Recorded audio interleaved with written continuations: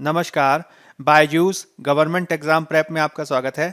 आज की तारीख है 20 फरवरी 2021 और आज हम चर्चा करने जा रहे हैं द हिंदू अखबार में आए हुए कुछ प्रमुख आलेखों और एडिटोरियल्स पर, जिसके तहत हम प्रारंभिक परीक्षा और मुख्य परीक्षा दोनों से संबंधित कुछ महत्वपूर्ण अभ्यास प्रश्नों की भी चर्चा करेंगे।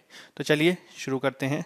आज की जो हमारी पहली खबर है वह पेज नंबर 6 से ली गई है और इसके तहत आज हम दो महत्वपूर्ण एडिटोरियल्स को मिलाकर चर्चा करेंगे जिनका संबंध जीएस पेपर 2 में पॉलिटी से है। मुख्य रूप से यह संबंधित है दिल्ली की एक अदालत द्वारा पत्रकार प्रिया रमानी को आपराधिक मानहानि के आरोपों से मुक्त करने से, जिनको लगाया गया था पूर्व केंद्रीय मंत्री व पत्रकार लेखक एमजे अकबर के द्वारा।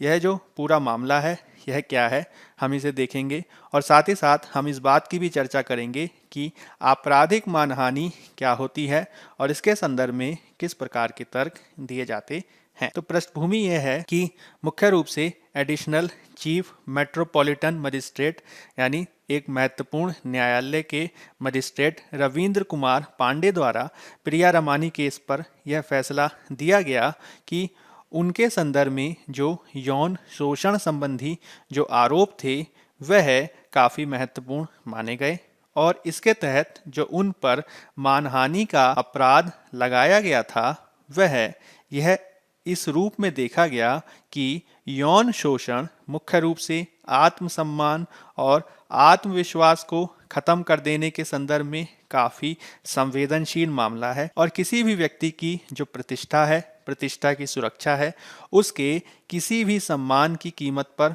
उसको देखा जाने के संदर्भ में इसको देखा जाना चाहिए।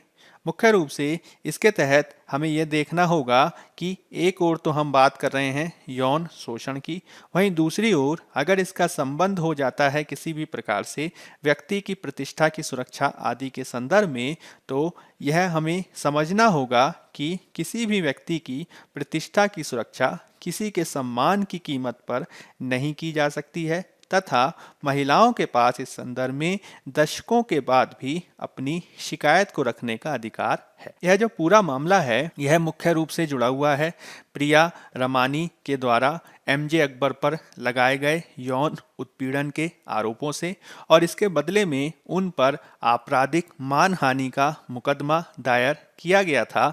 इसी के संदर्भ में दिल्ली न्यायालय का भी यह फैसला आया है।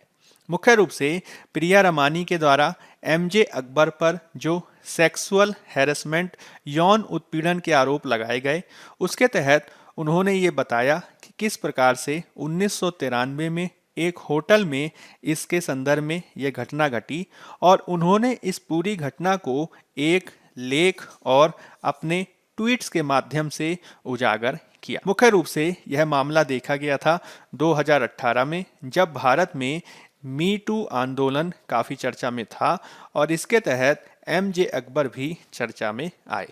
बाद में एमजे अकबर द्वारा इस्तीफा दे दिया गया। हालांकि उनके द्वारा इसके बदले में प्रिया रमानी पर आपराधिक मानहानि का मुकदमा दायर किया गया, जिससे यह मामला अभी तक चला आ रहा है। अब हाल में जो कोर्ट ने फैसला दिया है उसके माध्यम से उन्होंने प्रिया रमानी को इससे मुक्त कर दिया है और इसके संदर्भ में कोर्ट का ये कहना है कि किसी भी व्यक्ति की मानहानि की तुलना में महिलाओं के जीवन और गरिमा को अधिक महत्व दिए जाने की आवश्यकता है। मानहानि की तुलना में यौन शोषण के आरोपों को अधिक गंभीर माना जाना चाहिए और इसको अधिक महत्व दिए जाने की आवश्यकता है। इसके बाद से ही लगातार हम मानहानि के संदर्भ में चर्चाएं सुन रहे हैं, जिसको हमें समझने की आवश्यकता है।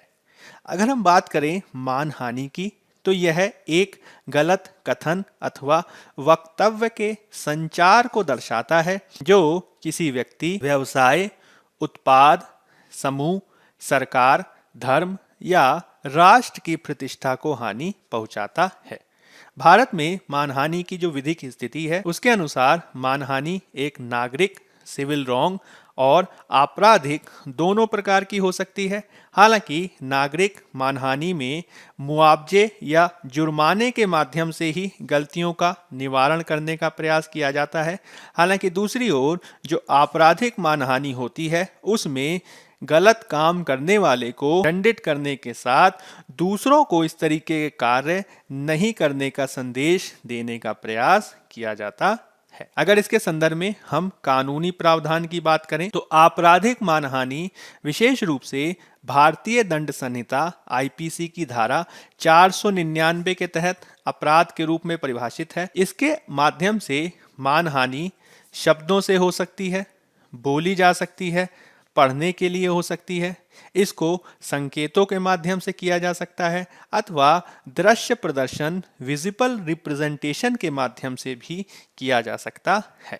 हालांकि इस आपराधिक मानहानि के संदर्भ में अनेक अपवादों की भी चर्चा की गई है, जिसके तहत मुख्य रूप से यदि किसी व्यक्ति के द्वारा सच्चाई का प्रतिरूपण किया जाता है जो सार्वजनिक भलाई पब्लिक गुड के दृष्टिकोण से आवश्यक है, और इस प्रकार यदि कोई व्यक्ति सच्चाई को प्रदर्शित करते हुए किसी सार्वजनिक अथवा सरकारी अधिकारी के आचरण को, किसी भी सार्वजनिक प्रश्न को छूने वाले किसी भी व्यक्ति के आचरण को और सार्वजनिक प्रदर्शन को प्रकाशित करता है तो इसको मानहानि नहीं माना जाएगा।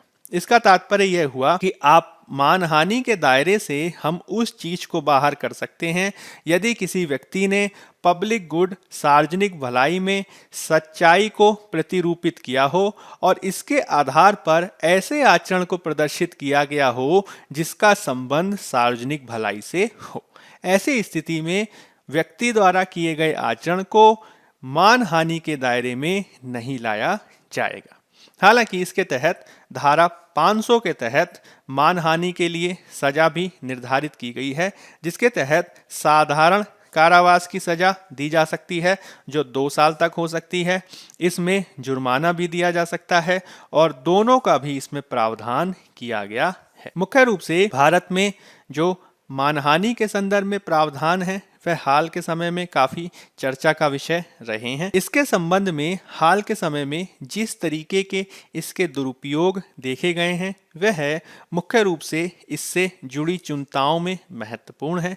इसके तहत मुख्य रूप से यह देखा जाता है कि कई बार आपराधिक मानहानि का प्रयोग उत्पीड़न के साधन के रूप में किया जाता है। जिस तरीके से भारतीय न्यायालयों में कोई भी मामला काफी लंबे समय तक चलता है, उस लंबी चलने वाली भारतीय कानूनी प्रक्रिया के चलते कई बार यह जो मानहानि का जो मुकदमा है वह कानूनी प्रक्रिया ही सजा में बदल जाती है।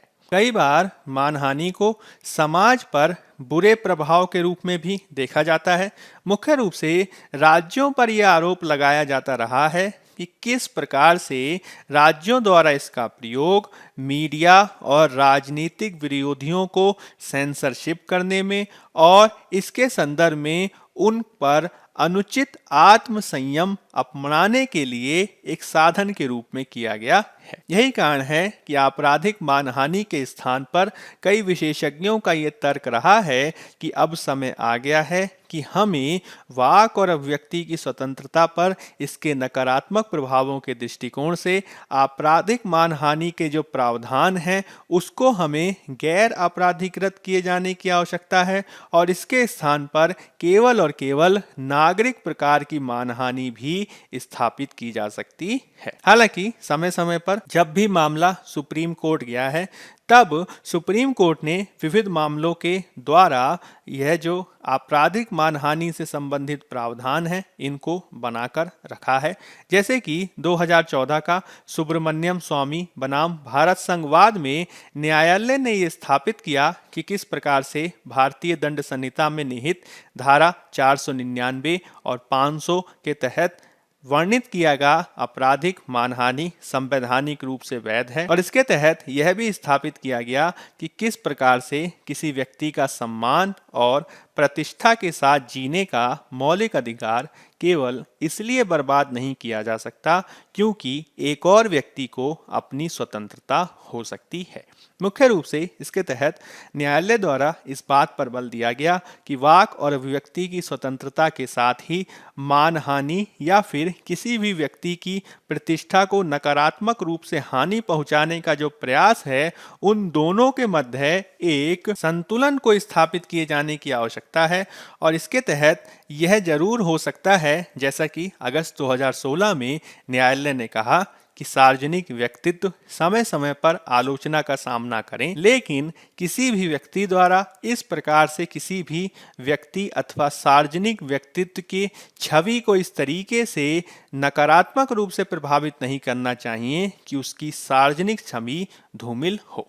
यही कारण है कि वर्तमान में एक ओर तो कहा जाता है कि हमें इसके संदर्भ में गैर अपराधीकृत करने की ओर ध्यान देना चाहिए, वहीं दूसरी ओर गैर अपराधीकरण के साथ ही यह भी ध्यान देना होगा कि हमें किस प्रकार से मानहानि और वाक अभिव्यक्ति की स्वतंत्रता के मध्य एक संतुलन की आवश्यकता है।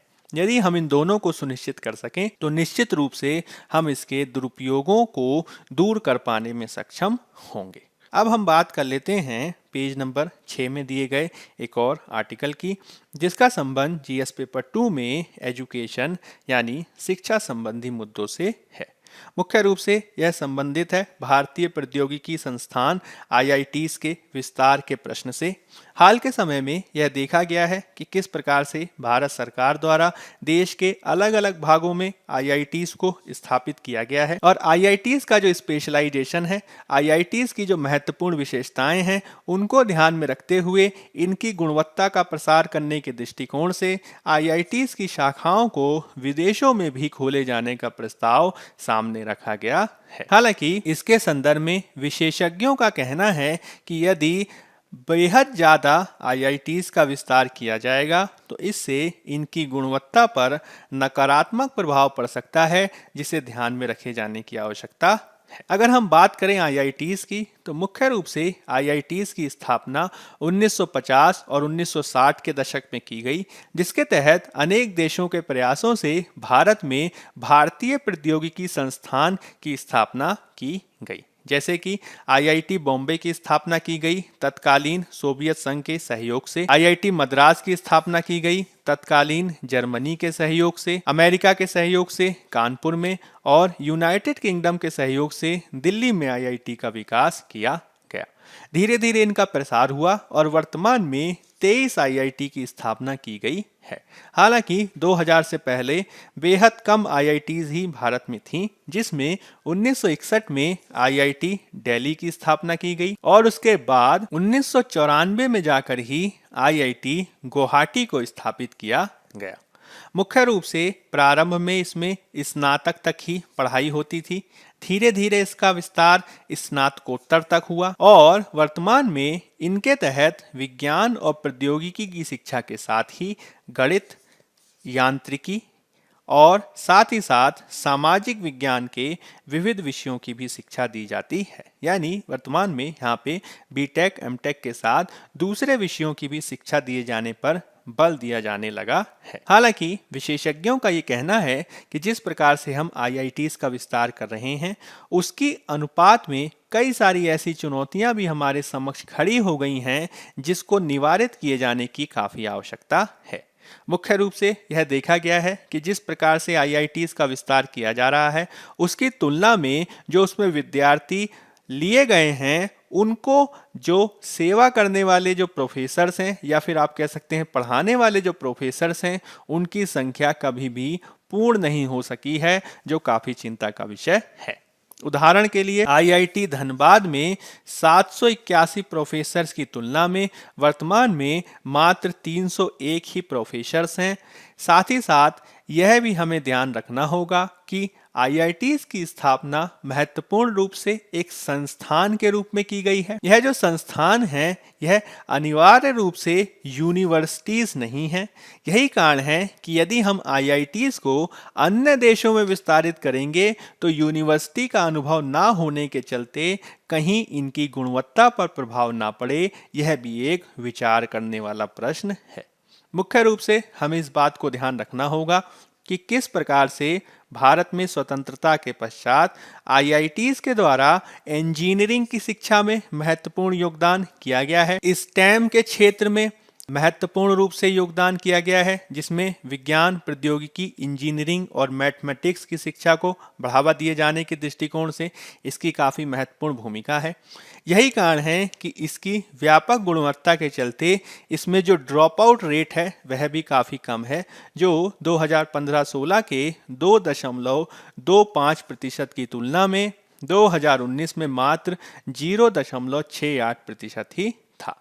हालांकि इतनी गुणवत्ता के बावजूद जो यहाँ पे पढ़ाने वाले फैकल्टीज़ हैं उनकी संख्या जिस प्रकार से कम हो रही है, यहाँ पे पढ़ाने वाले जो फैकल्टीज़ हैं उनको किया जाने वाला जो भुगतान है वह जिस प्रकार से अंतर्राष्ट्रीय मानकों के अनुरूप नहीं है, इससे अनेक बार गुणवत्तापूर्ण फैकल्टीज़ को नियुक्त करने में काफ़ी समस्याएं देखी जाती हैं, जिसको दूर करने के लिए प्रयासों को किए जाने की आवश्यकता है। मुख्य रूप से वर्तमान में यह देखा जा रहा है कि हम कई सारे छोटे शहरों जैसे कि मंडी, धारवाड़ आदि में आईआईटीज स्थापित कर रहे हैं।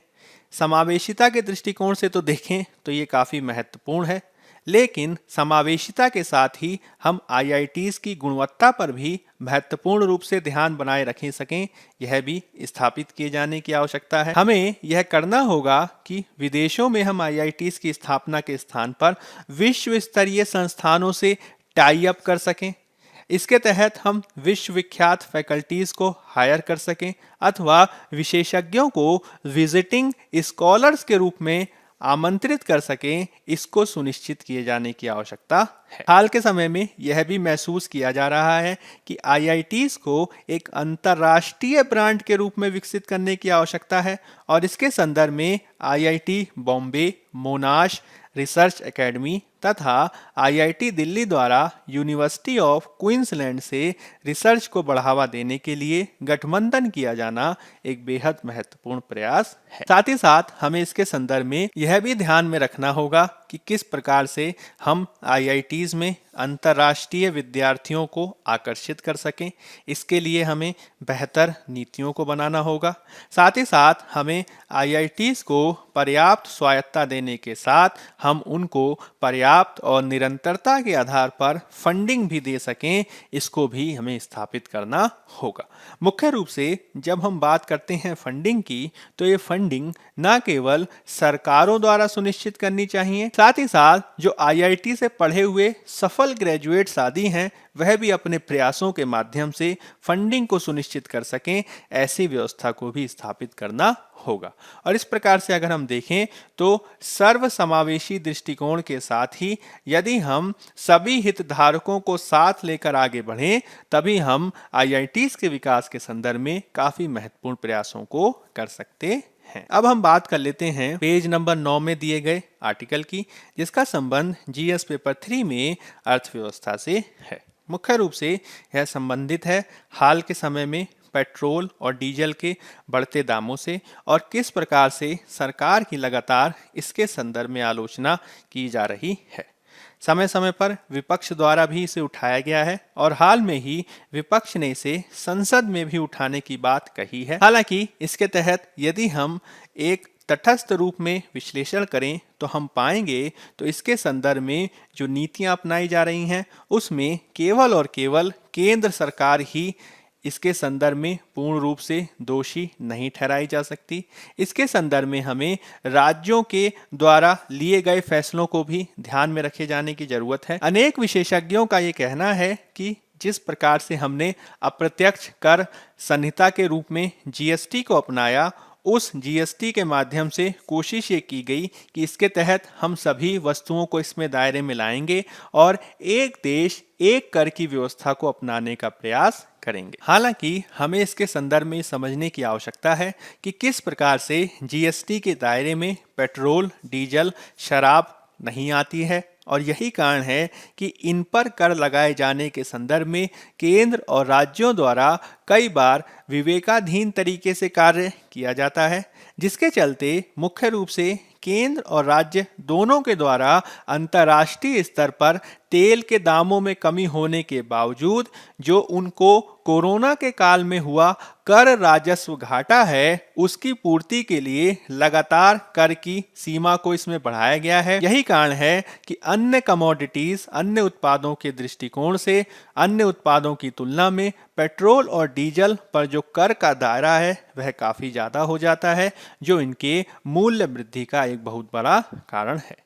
यही कारण है कि अनेक विशेषज्ञ ये सलाह देते हैं कि यदि हमें इसके संदर्भ में जो असमानता देखी जा रही है उसे दूर करना है तो हमें पेट्रोल और डीजल को दोनों को मुख्य रूप से जीएसटी के दायरे में लाना होगा। करों को बढ़ाए जाने अथवा घटाए जाने का जो फैसला है वह जीएसटी काउंसिल के द्वारा किया जाना चाहिए और यदि इस रूप में हम फैसला कर सकें तभी इसके संदर्भ में बेहतर निर्णय लिया जा सकेगा। तो यूपीएससी में यदि इसके संदर्भ में प्रश्न आता है तो निश्चित रूप से हमें एक तटस्थ आधार पर निर्णय लेना होगा, जिसमें हमें देखना होगा कि किस प्रकार से इसमें जीएसटी काउंसिल की भूमिका हो सकती है, किस प्रकार से इसमें जीएसटी पर कर लगाए जाने या जीएसटी के माध्यम से कर लगाए जाने की भूमिका हो सकती है। अब हम चर्चा कर लेते हैं पेज नंबर 14 में दिए गए एक अन्य आर्टिकल की, जिसका संबंध जीएस पेपर 2 में आईआर से है।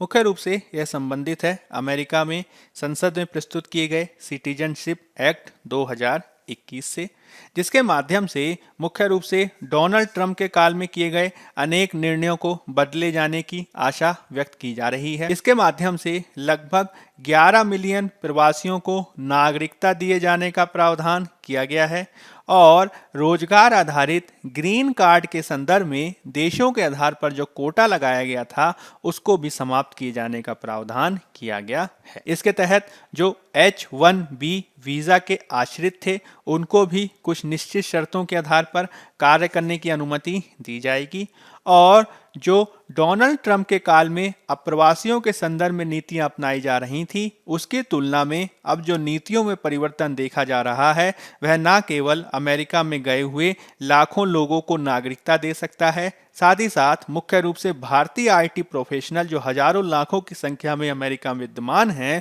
उनको भी सर्वाधिक लाभ दे सकता है। यही कारण है कि इस कानून को लेकर लोगों में काफी उत्साह है। इसके संदर्भ में कुछ महत्वपूर्ण शब्दों को समझना हमारे लिए बेहद आवश्यक है, जिसमें हम सबसे पहले समझ लेते हैं ग्रीन कार्ड क्या होता है।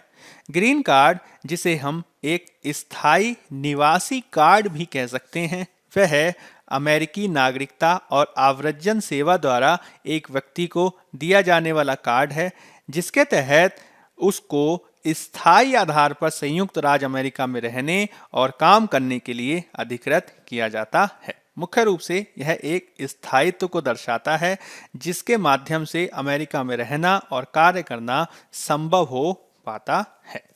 इसी के साथ बहुत सारे वीज़ा भी समय समय पर चर्चा में रहते हैं, जिसमें H-1B visa, H-2B visa, L प्रकार का वीज़ा और अन्य वर्क वीज़ा काफ़ी महत्वपूर्ण है। इसमें आईटी और अन्य संबंधित डोमेन्स में जो अमेरिका में अत्यधिक कुशल कम लागत वाले कर्मचारी हैं उनकी प्रतिपूर्ति किए जाने के दृष्टिकोण से इन वीज़ा सिस्टम की काफ़ी महत्ता है, जिसमें इन महत्वपूर्ण क्षेत्रों में कार्य करने के लिए बाहर से लोगों को आमंत्रित करने के लिए अमेरिकी प्रशासन द्वारा हर साल एक निश्चित संख्या में वीज़ा जारी किए जाते हैं। इसमें मुख्य रूप से जो H-1B वीज़ा है वह एक विशेष व्यवसाय में कार्य करने से संबंधित वीज़ा है, जिसके समकक्ष उच्च शिक्षा की डिग्री की आवश्यकता होती है। मुख्य रूप से आप कह सकते हैं आईटी क्षेत्र के जो स्पेशलिस्ट होते हैं वह जिस वीज़ा के द्वारा भारत से आप कह सकते हैं अमेरिका में जाके काम कर पाते हैं, उसमें H-1B वीज़ा की काफ़ी महत्वपूर्ण भूमिका है। दूसरी तरफ जो L-1 वीज़ा होता है वह कंपनियों को अत्यधिक कुशल श्रमिकों को 7 साल की अवधि के लिए अमेरिका में स्थानांतरित करने की अनुमति देता है। वहीं दूसरी ओर H-2B वीज़ा खाद्य और कृषि श्रमिकों को अमेरिका में रोजगार की अनुमति देता है। वहीं दूसरी ओर J-1 प्रकार का वीज़ा ग्रीष्मकालीन कार्यक्रमों में कार्य व अध्ययन के लिए छात्रों को जारी किया जाने वाला वीज़ा है, जिसे वर्क स्टडी समर प्रोग्राम प्रकार का वीज़ा भी कहा जाता है।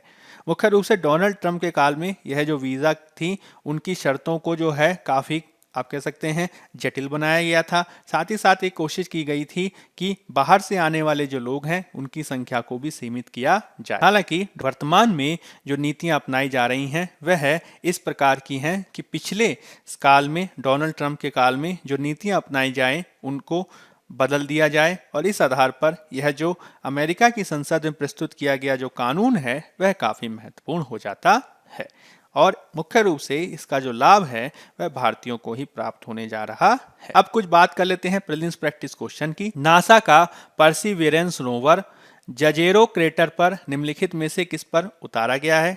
चांद, क्षुद्र ग्रह वेस्टा, मंगल ग्रह, क्षुद्र ग्रह रयुगु। तो इसका उत्तर है हमारा सी, मंगल ग्रह। मुख्य रूप से आज पेज नंबर 1 और पेज नंबर 13 पे इसके संबंध में खबर आई है, जिसमें नासा द्वारा यह स्थापित कर दिया गया है कि उसके द्वारा जो रोवर छोड़ा गया था उसने मार्स पर लैंड कर दिया है। मुख्य रूप से मंगल की सतह पर यह जो रोवर है वह कई उद्देश्यों से छोड़ा गया है, जिसके तहत वह मंगल में प्राचीन माइक्रोबियल जीवन के संकेतों का अध्ययन करेगा। वह जब पृथ्वी पर लौटेगा तो मंगल की धूल और पत्थर के नमूने भी लेकर आएगा। साथ ही साथ उसके द्वारा एक प्रयोगात्मक हेलीकॉप्टर या ड्रोन को भी उड़ाया जाना है। साथ ही साथ वह मंगल ग्रह की जलवायु और भूविज्ञान का अध्ययन करेगा और एक प्रकार से भविष्य के मंगल अभियानों के लिए प्रौद्योगिकी का प्रदर्शन किए जाने के दृष्टिकोण से भी इसकी काफी महत्ता है। अब हम बात कर लेते हैं नेक्स्ट क्वेश्चन की। सांभर झील के संबंध में निम्नलिखित कथनों पर विचार करें। यह राजस्थान में भारत की सबसे बड़ी अंतर्देशीय नमक झील है। यह चारों तरफ से अरावली पहाड़ियों से घिरी हुई है। सांभर झील को रामसर स्थल के रूप में नामित किया गया है। विकल्प है केवल 1, केवल 2 और 3, केवल 1 और 3 कि 1, 2 और 3। तो इसके संदर्भ में तीनों के तीनों जो कथन हैं वह सही हैं। हमारा उत्तर हो जाएगा डी। इसको आप एक चित्र के माध्यम से देख सकते हैं। सांभर जो नमकीन की झील है वह जयपुर, अजमेर और नागौर के बीच अवस्थित एक महत्वपूर्ण झील है और मुख्य रूप से इसमें 5 नदियों से पानी मिलता है, जिसमें सामौद, खौरी, मंथा, खंडेला, मेड़ता और रूपनगढ़ महत्वपूर्ण है। नेक्स्ट क्वेश्चन देख लेते हैं। हाल ही में खबरों में रहा गमोसा है एक पारंपरिक असमिया दुपट्टा तौलिया। पश्चिम बंगाल में धार्मिक महाकाव्यों की कहानियों को बताने के लिए एक लंबा vertical paper scroll. Madhya Pradesh के लोकप्रिय लोक नृत्यों में से एक की आंध्र प्रदेश के गांवों में प्रदर्शित की जाने वाली कथा परंपरा में एक मौखिक कथा तकनीक। तो गमोसा क्या है? तो गमोसा है एक पारंपरिक असमिया दुपट्टा तौलिया जो हाल ही में असम में नागरिकता संशोधन अधिनियम के संदर्भ में काफ़ी चर्चा में रहा है। इसको आप एक चित्र के माध्यम से भी देख सकते हैं। ये रहा इसका चित्र। अब गमोसा जो है वह कई प्रकार का होता है, जिसमें उक या सादे प्रकार का जो गमोसा है उसका प्रयोग पसीने को पोंछने या स्नान के बाद शरीर को सुखाने के लिए किया जाता है। फूलम भी इसका एक प्रकार है जिसे फूलों की आकृति से सजाया जाता है। इसको स्मृति चिन्ह के रूप में या बिहू जैसे त्योहारों के दौरान उपहार में दिया जाता है। मुख्य रूप से गमोसा 1916 और उसके बाद से असमिया राष्ट्रवाद के प्रतिरूप के रूप में सामने आया है, जब असम छात्र सम्मेलन जो एक छात्र संगठन था और असम साहित्य सभा एक साहित्यिक सभा का गठन किया गया। नेक्स्ट क्वेश्चन देख लेते हैं। म्यूनिख सुरक्षा सम्मेलन के संदर्भ में निम्नलिखित में से कौन सा से कथन सही हैं? यह एक स्वतंत्र थिंक टैंक जिसे international institute for strategic studies कहा जाता है द्वारा प्रतिवर्ष आयोजित किया जाता है। यह 1963 से म्यूनिख जर्मनी में आयोजित किया गया है। विकल्प है केवल 1, केवल 2, 1 और 2 दोनों कि उपरोक्त में से कोई नहीं। तो म्यूनिख सुरक्षा सम्मेलन के संदर्भ में पहला कथन तो गलत है, हालांकि दूसरा सही है। तो उत्तर हो जाएगा हमारा बी, केवल 2। आज जो है पेज नंबर 13 में इससे संबंधित खबर आई है, जिसमें मुख्य रूप से अमेरिकी राष्ट्रपति जो बाइडेन द्वारा इस बात पर बल दिया गया है कि पहली सरकार की तुलना में अब का जो अमेरिका है वह निश्चित रूप से ज़्यादा सक्रिय रूप से वैश्विक राजनीति में भाग लेने जा रहा है और इसके माध्यम से अमेरिका और यूरोप के बीच जो संबंध है, जिसे ट्रांस अटलांटिक संबंधों के रूप में जाना जाता है, वह भी काफ़ी महत्वपूर्ण रूप से विकसित होंगे।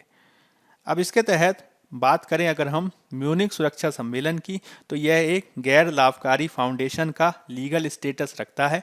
यह एक वार्षिक सम्मेलन है जो अंतर्राष्ट्रीय सुरक्षा नीति पर बहस करता है। यह 1963 से म्यूनिख जर्मनी में आयोजित किया गया है। यह म्यूनिख सुरक्षा रिपोर्ट प्रकाशित करता है जो प्रासंगिक आंकड़ों, नक्शों और महत्वपूर्ण सुरक्षा चुनौतियों पर शोध का एक वार्षिक डाइजेस्ट है। नेक्स्ट क्वेश्चन देख लेते हैं। लास्ट ईयर का एक क्वेश्चन है, यूपीएससी में आया हुआ। कार्बन डाइऑक्साइड के मानव जनित उत्सर्जन के कारण आसन्न ग्लोबल वार्मिंग को कम करने के संदर्भ में निम्नलिखित में से कौन सा कार्बन अनुक्रमीकरण कार्बन सीक्वेस्ट्रेशन के लिए संभावित स्थल हो सकते हैं या हैं? परित्यक्त और गैर आर्थिक कोयला स्तर, परित्यक्त या जर्जर तेल और गैस जलाशय, सबटरेनियन गहरी नमक संरचनाएं। नीचे दिए गए कोड का उपयोग करके सही उत्तर चुनना है। केवल 1 और 2, केवल 3, केवल 1 और 3 कि 1, 2 और 3।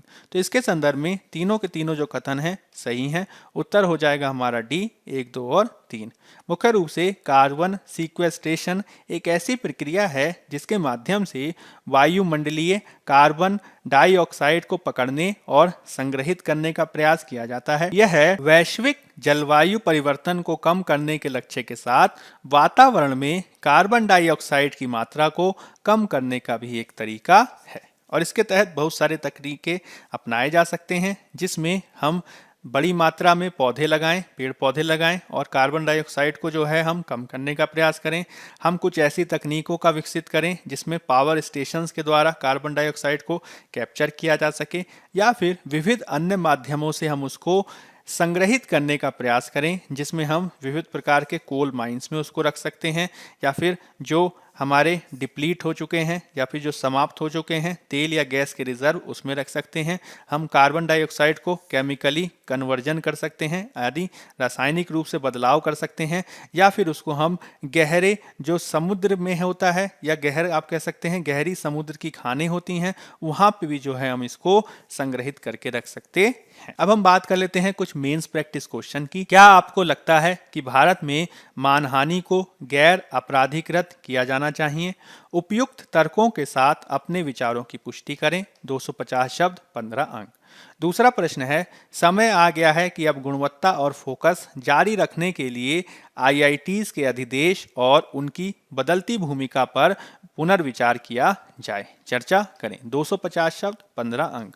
तो आज की परिचर्चा के आधार पर आप इन दोनों प्रश्नों को लिखने का प्रयास कर सकते हैं। बायजूस गवर्नमेंट एग्जाम प्रेप के आज के इस अंक के माध्यम से हमने प्रयास किया कि हम अधिक से अधिक समाचारों की चर्चा आपके साथ कर सकें। यदि आपको हमारे इनिशिएटिव पसंद आ रहे हैं तो अधिक से अधिक लाइक, शेयर और सब्सक्राइब करें। आज के अंक में फिलहाल इतना ही। तब तक के लिए धन्यवाद।